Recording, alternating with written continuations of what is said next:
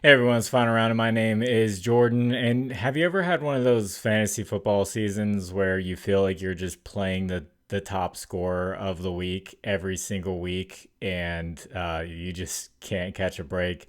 Well, that's been my fantasy football season. And speaking of Sundays, I didn't do an NBA Sunday video. If you don't know, NBA Sundays are usually a little weird when it comes to blowouts. I checked today; it wasn't too awful, like we've seen in previous Sundays. But even for baseball, Sundays were a little bit off. I don't know what it has to do. Maybe guys are out on Saturday night, and usually Sunday games are afternoon games. We didn't have too many afternoon games for today, so maybe that had something to do with it. But when there's more afternoon games, there tends to be a little bit more blowouts that happen, and bad teams beating good teams, all that kind of stuff. Star players just missing a ton of shots. It's weird. So for these Monday games, I'm gonna go through the teams that are gonna be on a back to back, just so you can keep an eye out for those teams that you bet on, and keep an eye out for the players that you're choosing, because it does affect them. So we will have the Hawks at home versus the fresh Wizards. The Bucks will be on the road versus a fresh Celtics. The Portland Trailblazers on the road against a fresh Kings, and then the Pacers will be on the road against a fresh Magic team. So I went back and looked at the first set of back-to-backs to see how teams did. One of the big shockers, I guess, would be the Rockets lose to the Spurs. They didn't have to travel that far, but Alfred Sengun, just looking at the box score, I didn't watch the game. Looking at the box score, he only played like 22 minutes. He, I guess, was just tired, out of shape, and couldn't keep up with Victor Wembanyama. So just things to look out for. So Rockets lose to Spurs, Hornets lose to the Heat. I guess that would kind of be expected, but the Heat don't look too great this year. Pistons lose to the Celtics, definitely expected. And then the Bulls lose to the Thunder.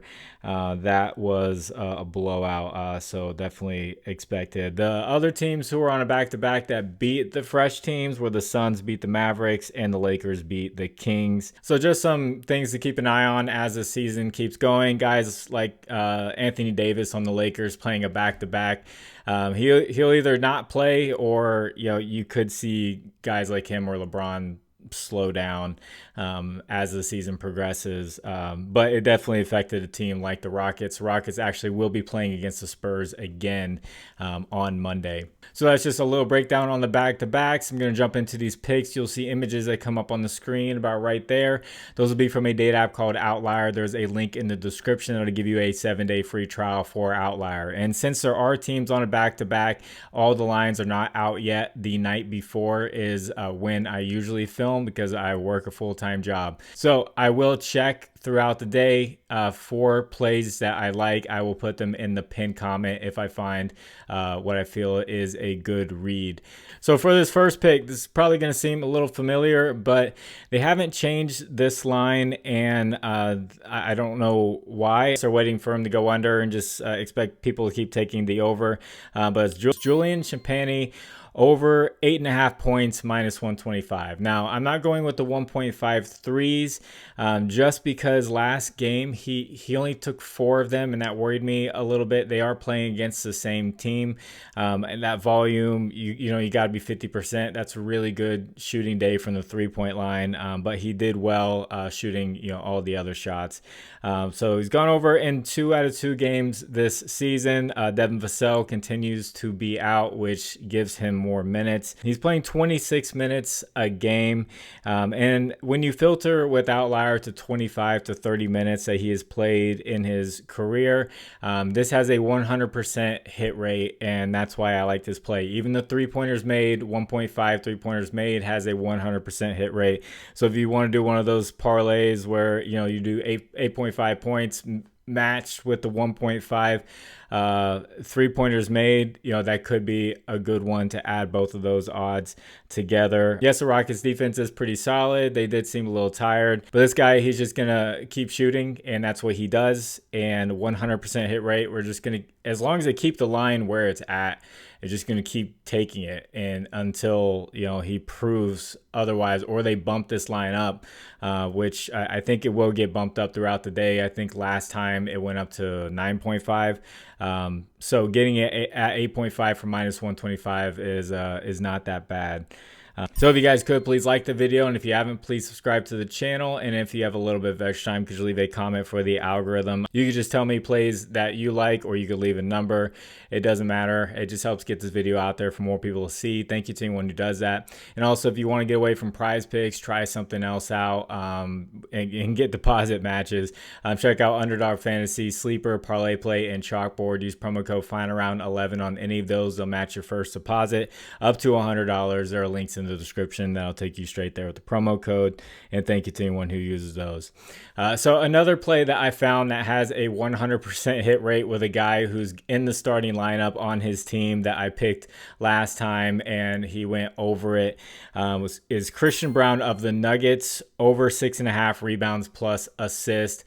You'll see on the screen, most of it is rebounding. His rebounds line is at 4.5. That's at -131. But his rebounds plus assists gives you a better payout. So he's gone over in both games this season, getting 7 rebounds in both of those games. And playing in the starting lineup, he had a 29-minute game and a 34-minute game. So when I filter with outlier from 28 to 35 minutes to kind of give us that average in his career that he's played, he's gone over in 9 out of 9 games that he has played. So another 100% hit rate play. So if you can get that, and match it up with the other 100% play, I think these the odds are pretty good. I'm trying to find more of these, and it's usually with players who are in a new role, like Christian Braun, who's now in the starting lineup. You're not going to find that with like a big name star player. And speaking of a big name star player for Chicago, not like superstar, but he's pretty good. I'm going to go with Zach LaVine over 19.5 points at -120. DeMar DeRozan is out, so a lot of volumes going his way. I know Kobe White likes to take a lot of shots, but LaVine, he's had a pretty good start, and he's shooting very efficiently. He's shooting 56% from the field and 48% from 3. I know coming into the season, I read the narrative on the Bulls was to try to run and take as many threes as they possibly can, and he's been taking a lot of 3-point shots, and he's gone over in every single game this season. And he's playing against Memphis. And Memphis, actually, if you look at their games, and if you've been betting on them, you're probably wondering why guys like John Morant are only playing 24 minutes. So I looked it up, and I'm like, why is this happening? Apparently, everyone is on a minutes restriction right now because they want to play at an extremely fast pace, and they're just not conditioned yet to get there. Some guys are a little bit more conditioned, so that's why you see guys like Desmond Bane playing a little bit more minutes than John Morant. But they want to play extremely fast. So I had to go and check the pace stats and found out the Bulls are playing at the fastest pace, and then the Grizzlies are playing at the 4th fastest pace. So this is going to be a very up and down game. A lot of shots going up, potentially a lot of rebounds if you want to look at that type of play. I would go with John Morant, points plus assist. He's gone over in every single game this season.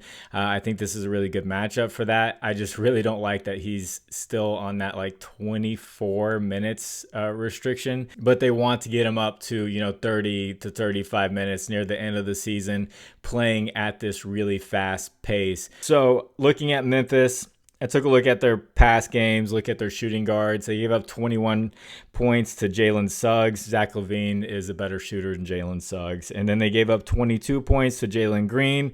I don't know if I'd say Zach LaVine's a better shooter. Maybe he's a better shooter. Jalen Green's a high volume shooter. So both of those guys would have hit this line. They did take a lot of volume in those games.